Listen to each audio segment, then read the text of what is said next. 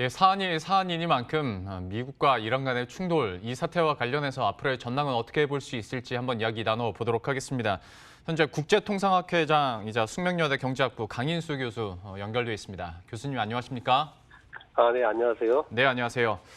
일단 트럼프 대통령이 성명을 발표하면서 봉합까지는 아니더라도 잠깐 쉼표는 좀 찍을 수 있게 됐는데 앞으로가 또 중요할 것 같습니다. 이번 사태와 관련해서 좀 어떻게 보고 계신지부터 한마디 부탁드릴게요. 예, 일단 이번 사태가 트럼프 대통령의 잘 아시겠지만은 미국 우선주의가 좀 나온 것 같고요. 일단 불쑥 나온 것 같지는 않고요. 미국의 명분은 이제 안보죠. 테러 위협 이런 거는 명분을 했는데 사실은 제가 보기에는 여러 가지 선거하고 관련된 것도 좀 있고 경제적인 문제 이런 것도 좀 연결이 돼 있는 것 같고 그래서 복합적으로 정치, 경제, 안보 이런 것들을 종합적으로 고려해서 급작스럽게 이런 사태가 발생한 것 같습니다. 예. 그러니까 선거 관련해서도 좀 영향이 있다라고 얘기를 해주신 것처럼 그러니까 뭔가 네네. 결단력 있는 지도자인 트럼프를 원했던 것 같긴 합니다. 다만 이제 정치적인 건 좀 배제하고서라도 경제적인 부분에서는 미국이 지금까지도 이란에 대해서 경제 제재를 계속 해왔고 자금줄도 그렇죠. 좀 막기 위한 조치들을 수행해 온 걸로 알고 있는데 그러면 앞으로 남은 경제 보복과 관련해서는 좀 어떤 가능성들이 있을까요? 지금도 사실 이제 세컨더리 보이콧을 포함해서 이란에 대한 금융 제재를 하고 있는 상태인데 그걸 훨씬 더 강화할 것 같습니다. 지금 이란도 그렇고 전쟁은 서로 이제 자제를 할 것 같은데 미국 입장에서는 핵 개발에 대해서 상당한 거부감을 가지고 있기 때문에 지금까지 해왔던 것보다 훨씬 더 감시 감독 이거를 더 강화할 것 같습니다.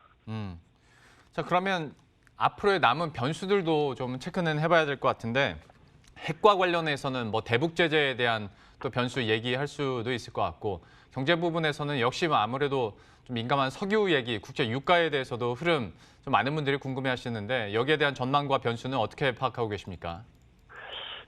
유가는 이미 시장에도 반영이 됐지만은 트럼프도 성명서에서 얘기했듯이 미국이 이제 석유의 순수출국으로 바뀌었거든요. 그만큼 이제 석유에 대한 자립도도 높아졌고 중동에 대한 의존도가 줄어들었습니다. 그래서 어떻게 보면은 유가가 지금 한 60달러 선에서 70달러 선 왔다 갔다 하고 있는데 이 정도 선이 유지되는 거가 트럼프 입장에서도 필요한 거죠. 그래서 적정한 선에서 공급이 이제 유지될 수 있게끔 조절을 하는 것 같아요. 그래서 이란에서의 어떤 그 공급 충격이 생각보다는 그렇게 시장에 큰 영향을 미치지 않을 것 같고요. 다른 부분에 있어서도 사실은 금융시장에 있어서도 생각보다는 이란발 충격이 그렇게 크게 나타나는 것 같지는 않습니다. 지금까지. 그리고 여러 가지 변수라고 하면은 앞으로 이제 여러 가지 간헐적인 어떤 테러 가능성이라든가 이런 것들은 좀 남아 있죠. 그래서 국지적으로 여러 가지 좀 하여튼 그때그때에 따라서 문제들이 생길 수는 있을 것 같습니다. 예. 단기 충격에 그칠 테고 파급도 그렇게 크진 않다고 파악을 하고 계신데 다만 간헐적인 테러 가능성이 있기 때문에 여기에 대한 또 시장 영향력이나 변동성은 있죠. 예. 변동성은 물론 이제 간혹 나타나는데 예. 이제 아주 큰 샥으로 비화될 가능성은 크지 않을 것 같고 예. 지금 이란 입장에서도 어떻게 보면은 중국이나 인도하고의 어떤 동맹에 상당히 부정적인 영향을 미칠 수 있는 이런 행동은 취하지 않을 것 같거든요. 그래서 그런 부분까지 고려하면은 지금 이란도 상당히 전략적으로 행동할 가능성이 좀 높아 보입니다. 예. 또 이란이 어떻게 할지 그리고 미국과의 관계가 또 어떤 스탠스로 옮겨갈지도 한번 계속 지켜보도록 하겠습니다. 여기서 또 마무리 짓도록 하겠습니다. 숙명여대 경제학부 강인수 교수와 함께했습니다. 고맙습니다. 네, 감사합니다. 예. 자, 이번 사안 변수에 대해서 앞으로의 전망도 잠깐 들어봤는데요. 그러면 시장 영향력은 어느 정도로 파악하고 또 대응을 해야 될지 이 부분도 이야기 나눠보도록 하겠습니다. 더인트 이상준 소장과 함께합니다. 안녕하십니까? 네, 안녕하세요. 안녕하세요. 시장 영향력에 대해서 이제 구체적으로 소장님과 얘기를 해보도록 할 텐데 아무래도 피격을 당한 곳도 그렇고 네. 뭐 트라우마도 있다 보니 네. 그 이라크전 얘기를 종종 예, 그렇죠. 하게 되는데 사실 어제 밤에 트럼프 예. 대통령 기자회견을 저만 본 게 아니더라고요. 뭐 궁금해서 본 사람들이 많던데 예. 30분 늦게 또 시작을 했고 뭐 기자회견하면서 이제 상황은 어느 정도 일단 정리는 됐는데요. 그래도 트럼프 대통령이니까 또 끝날 때까지 끝난 게 아닙니다. 그래서 예. 좀 계속 살펴봐야 될 것 같습니다. 뭐 비견되는 사례로는 91년도 걸프전, 2003년도의 이라크 전쟁 정도를 꼽을 수 있는데 91년도는 이제 너무 멀리 갔고 네. 2003년도 상황을 한번 좀 살펴볼게요. 정확히 이제 3월 20일 날 시작해서 5월 1일 날 이제 이라크전이 그 종료가 됐는데 네. 그 당시 코스피가 어떻게 움직였냐를 살펴보면은 저 박스 안으로 표시된 부분이 전쟁이 그 벌어졌던 기간입니다. 전쟁 전에 이미 저점을 확인했죠. 그리고 전쟁 기간 중에 오히려 코스피는 상승하는 모습을 보여줬고 저게 저 뒤에 어떻게 됐을까요? 저게 2003년도 상황인데 저때 코스피가 500포인트, 600포인트밖에 안 됐었어요. 근데 이때가 대바닥이었어요. 그리고 2007년도에 우리나라 코스피가 사상 처음 2,000포인트 올라갈 때까지 예. 그야말로 장기적인 상승 랠리가 펼쳐졌던 시기입니다. 근데 그 당시와 지금을 좀 비교를 해보면은 굉장히 차이점이 많이 발생을 해요. 우선 이라크전 발발했을 때 이라크의 군사력은 세계 4위라고 얘기를 했었는데 비행기 한 번을 못 띄웠어요. 그리고 일방적으로 공격당하고 끝났고 뭐 지대공 미사일, 러시아제 지대공 미사일도 뭐 굉장히 좋다 얘기를 했는데 거의 힘이 없었고 네. 지금 이란의 군사력은 14위예요. 많이 떨어집니다. 그리고 근데 반면에 드론이라든지 미사일 능력을 갖고 있기 때문에 뭐 단순히 수치로 비교할 수는 없을 것 같고 두 번째, 세 번째, 네 번째가 상당히 중요한데 지형이 굉장히 중요합니다. 네. 이라크는 사막 지형이에요. 사막 지형이라는 얘기는 화기를 집중해서 막 쏟아부어 갖고서 전쟁에서 승리할 수 있는데 산악 지형은 그게 안 된다는 얘기죠. 예. 백병전이 벌어질 수밖에 없고 네. 미국 사람들 뇌리에는 산악 지형하면 딱 떠오르는 나라가 한 나라가 있을 거예요. 베트남입니다. 그래서 전면전 가기가 쉽지 않을 거로 예상들을 많이 했었고 그리고 또 정치 상황을 보더라도 그 당시에는 후세인 독재였었는데 지금 이란은 굉장히 좀 국민적인 단합이 잘 이루어지고 있는 분위기. 예. 무엇보다도 2003년은 대선이 있었던 전해입니다. 근데 지금 올해는 지금 대선이 있는 해잖아요. 네. 대선이 있는 해에 이렇게 무리하게 공격을 할까? 사실 트럼프 대통령이니까 어디로 튈지 몰라서 걱정을 했었는데 상황만 놓고 보면은 전면전 발생 가능성은 그렇게 크지 않다 이렇게 보는 게 사실은 상식적인 판단이었을 것 같아요. 네. 그런데 여전히 앞에서도 이제 교수님과도 얘기를 했지만 어떤 국지전이나 네. 그러니까 사실 개가 물어 뜯어도 아프긴 한데 네. 모기가 밤새 계속 찌끔찌끔 그래서 해도 이게 이것도 짜증나는 거잖아요. 제일 싫어하는 게 길어지는 거, 불확실성이 길어지는 거 시장에서는 제일 싫어하는 상황이고. 그렇죠. 그럴 가능성도 지금 뭐 전혀 배제하지 못합니다.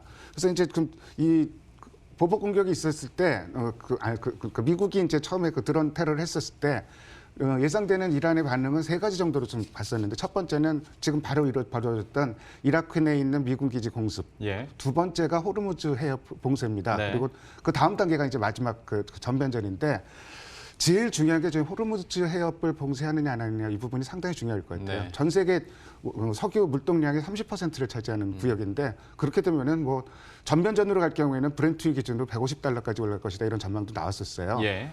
물론 이제 얼마 전에 사우디의 정유 시설 파괴됐을 때 유가 $100 간다 그러고 막 호들갑 떨었는데 안 올랐었잖아요. 그렇죠, 네. 뭐 그런 것도 생각해 볼 필요가 있는데 뭐 전면전 지금은 이제 의미가 좀 약해졌지만 전면전이 벌어졌을 때는 세계 경제 성장률이 0.5%포인트가 둔화된다. 주가는 세계 주식시장은 10% 이상 추가 하락한다.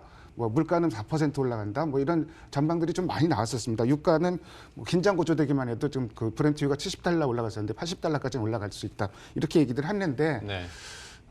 글쎄 국지전이 벌어지면은 그 주시장에 일단 부정적인 영향이 있을 텐데 단발적으로 빠졌다 올라갔다 좀 이런 상황이 되지 않겠습니까? 네. 그래서 일단은 가장 큰 포인트는 호르무즈 해협이 어떻게 되는지 이 부분이 가장 중요한 포인트일 것 같고 더불어서 어제 방산주 올라가는 거 보면서 아 그러니까 이건 진짜 참 그 그래요.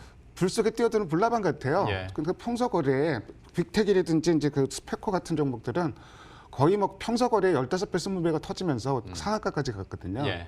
근데 그 재미있는 현상이 한국 항공우주라든지 한화 에어로스페이스가 방산주 중에서는 대표적인 대형주잖아요. 네. 이들은 빠졌단 말이에요. 네. 그러니까 그야말로 작전주 성격으로 갔다. 좀 이렇게 좀 생각을 할 필요가 있을 것 같고 지금 이들 종목도 방산주 수급을 보더라도 수급이 좋질 않아요. 그래서 어제 같은 날 글쎄 그 방산주 사는 분들은 진짜 보따리 싸들고 좀 말리고 싶더라고요. 향후 이제 전략서에 보면은 국지전이 계속 좀 벌어질 가능성도 배제하지 못하는데 우리나라 시장이 유독 지금 위기에 취약하고 네. 코스피보다 코스닥은 더 취약하고 이런 양상을 보고 있습니다. 근데 이게 좀 이 불확실성이라는 게 완화되면은 또 바로 그 좀 반작용적으로 올라가는 성격이 오늘 우리 시장 보면 그런 오늘처럼요. 현상이 예. 나오기 때문에 오히려 우리 시장만 민감하게 빠진다면은 매수 타이밍으로 활용해야 되는 게 아닌가 좀 이런 생각도 좀 조심스럽게 해봅니다. 예, 어제 하락과 또 오늘의 반등에 있어서 또 다른 매수 기회 타이밍이 될 수 있다라고 얘기를 해주셨어요.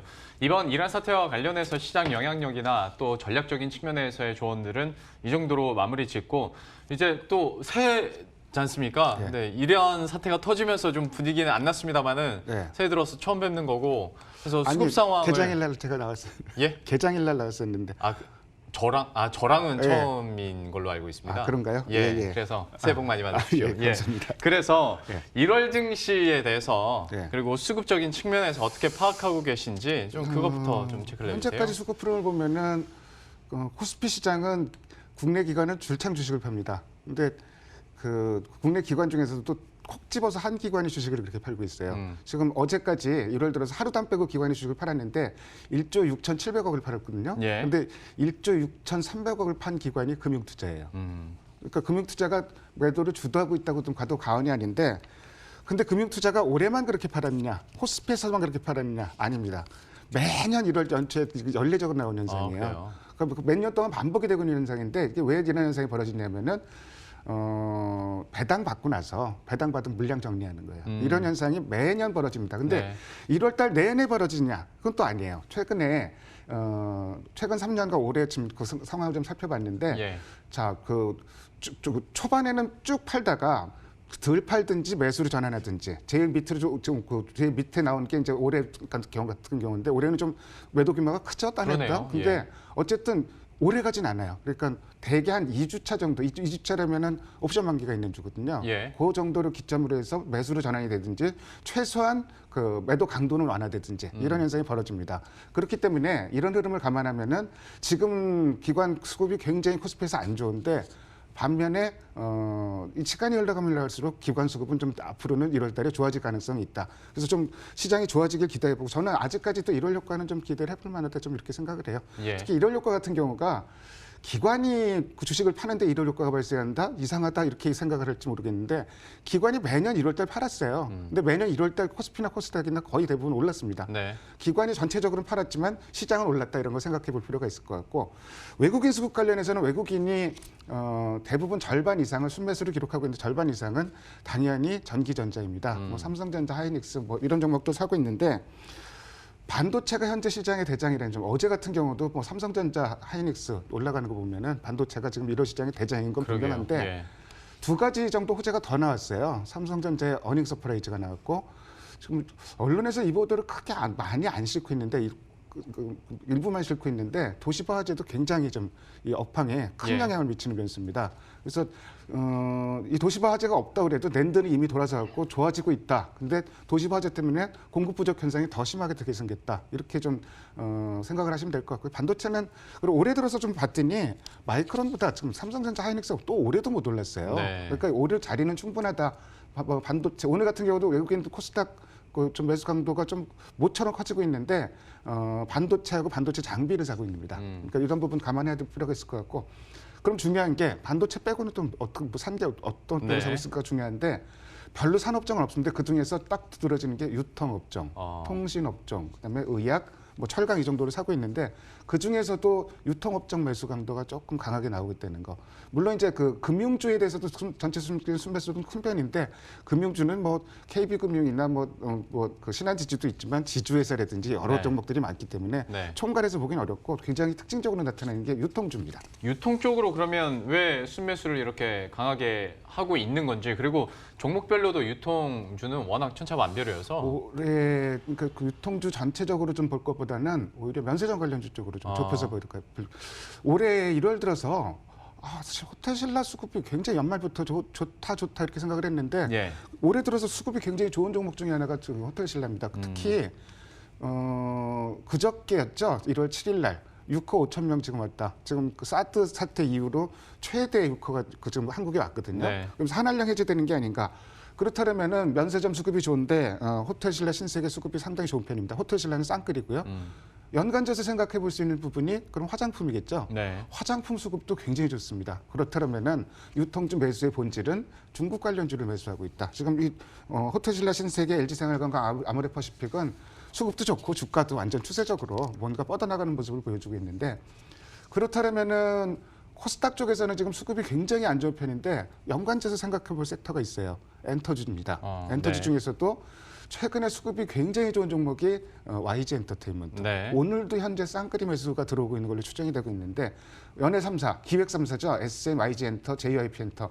그중에서는 YG 엔터만 수급이 좋은데 정말로 한한령이 해제된다 그러면은 가장 수혜를 볼 종목은 SM으로 보고 있어요. 네. 근데 SM은 아직 기관 수급이 지금 상당히 안 좋죠. 기관 수급이 좋아진다 그러면 SM도 충분히 가능한 종목이고 콘텐츠 관련해서 그 스튜디오 드래곤도 오늘 수급이 상당히 세게 들어옵니다.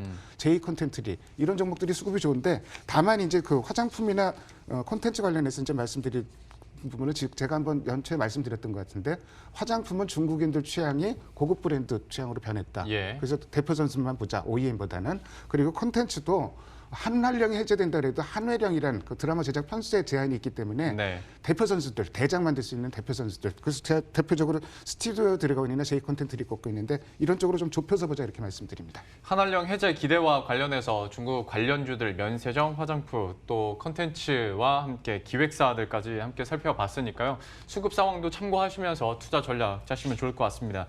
이번 한 주 전체적인 그러면 수급 동향과 전략에 대해서도 한번 여쭤보도록 할 텐데 좀 결과가 어떻게 나옵니까? 시간이 좀 많이 지나고 빨리 진행을 할게요. 네. 코스피에서는 딱 한 종목 눈에 들어옵니다. 카카오. 올해 역사를 쓸 것 같죠? 네. 지금 뭐 작년에 카카오 네이버 하면은 대표적으로 좀 작년에 부상된 종목들인데 이번 주에 카카오를 그 쌍끌이 매수하는 점이 좀 두드러지고 있고 네. 물론 삼성전자 뭐 하이닉스 사는 거 이런 부분들은 좀 빼고 얘기했고요. 예. 기관은 또 화장품주 사고 있는데 카카오는 오늘도 현재 쌍끌이 매수가 들어오고 있는 걸로 추정이 되고 있습니다. 상당히 좀 강한 모습이고 코스닥에서는 기관 사는 종목, 외국인 사는 종목이 좀 엇갈리고 있어요. 그 중에서도 같이 사는 종목이 눈에 탁 들어온 종목이 아까 말씀드렸던 YG 엔터테인먼트. YG 네. 엔터테인먼트 아까 말씀드렸듯이 오늘도 외국인 기관이 동시에 사고 있는 걸로 추정이 되고 있거든요. 결국 뭐 되는 쪽으로 좀 계속 그 압축돼 가고 있다 이렇게 보시면 될 것 같습니다. 예. 엔터 쪽까지 그러니까 각 코스피, 코스닥, 수매수 탑 종목들 살펴봤는데요. 현 시점에서 그러면 투자 전략 또 간단하게 정리를 해볼까요? 위기는 항상 기회였다는 말씀드리고 싶어요. 지금 시장을 이끄는 쪽은 눈에 보입니다. 반도체, 5G, 그다음에 뭐 지금 중국 관련주, 네. 컨텐츠를 포함해서 뭐 면세점, 화장품 이런 쪽으로 보이는데 이 중에서 답을 찾으면 되는데 문제는 체계적인 위험 때문에 갑자기 그 시장이 충격을 받았었잖아요. 네. 근데 이런 종목들 보면은 체계적 위험이 닥쳐도 크게 안 빠집니다. 이럴 때는 체계적 위험에 대응하는 공자님 답변은 분할 매수밖에 없죠. 예. 그래서 이런 좀 시장의 주인공이 좀 보이는 상황이기 때문에 이런 종목을 중심으로 좀 분할 매수 전략으로 들어가자 이런 말씀드립니다. 각 이슈들과 또 수급 상황 이렇게 점검을 해드리면서 투자 전략도 마무리 지어보도록 하겠습니다. 더 힌트의 이상준 소장과 함께했습니다. 고맙습니다. 네, 감사합니다.